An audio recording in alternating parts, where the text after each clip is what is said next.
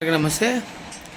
SLBC కాడికి పోయి ఆ టనల్ కాడికి పోయి రేవంత్ రెడ్డి గారు ఏం మాట్లాడుతున్నారంటే ఇది కేసీఆర్ వల్లనే కూలిపోయింది, కేసీఆర్ చేసిండు అని అంటాడు.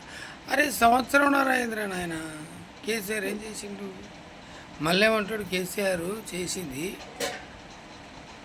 ఏది 2 కిలోమీటర్లు, 10 సంవత్సరాలు పరిపాలన చేసి 2 కిలోమీటర్లు చేసిండు.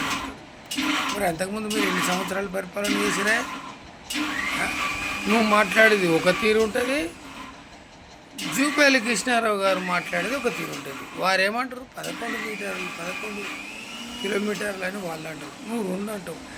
ఆయన కంటే ఎక్కువ మేధావి అయినప్పుడు అడ్డంగా వచ్చి ముఖ్యమంత్రి అయినావు నువ్వు. ఆయన సీనియర్, ఆయన గెలిచింది. నువ్వు మాట్లాడే ప్రతి మాట అబద్ధమే మాట్లాడతావు. ఏం మాట్లాడతావో తెలియదు, అసలు ఎట్లా మాట్లాడాలనేది కూడా తెలియదు. మరి నిన్ను ముఖ్యమంత్రిగా చేశారు, ఆ ముఖ్యమంత్రి గౌరవం కూడా లేదు నీకు. తెల్లారు లేస్తే ఎవరిదోడు ఏదో రకంగా తిడుతూనే ఉంటారు.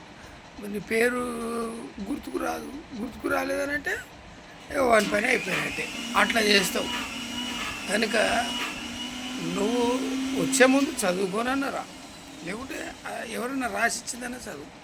అది అర్థం లేకుండా మాట్లాడతావు, ఏదేదో మాట్లాడతావు, కథం అయిపోతావు. ప్రతి మహిళకు 2500 ఇస్తానని ఎప్పుడు ఇస్తావు? ఎందుకు? నిన్ను ఇడిచిపెట్టరు, జాగ్రత్త. ఒక దగ్గర పోయి ఒక మాట, కేసీఆర్ లేనిది అసలు నీకు మాట నిద్ర పట్టదు. ఏం మాట్లాడతావో ఏమో, దిమాకు లేదు. ఆయన ఒక ముఖ్యమంత్రి అట్లా చేస్తారు. కాంగ్రెస్ అంటే నీకు ఇట్లాంటి పాలన చేస్తారు. చూసిరుగా వాళ్ళు చచ్చిపోతుంటే వీళ్ళకి చేపల పులుసుగా వచ్చిందంట. అక్కడ కార్మికులు చనిపోతుంది. ప్రజా ప్రయోజనాల గురించి మాట్లాడమంటే కేసీఆర్ మీద మాట్లాడతారు. ఇది ముఖ్యమంత్రి తెలివి. చూసిరా, తెలంగాణ ప్రజలారా గుర్తు చేసుకోండి. జై తెలంగాణ, జై కేసీఆర్, జై అఖిల భారత కేసీఆర్ వీరాభిమాన సంఘం.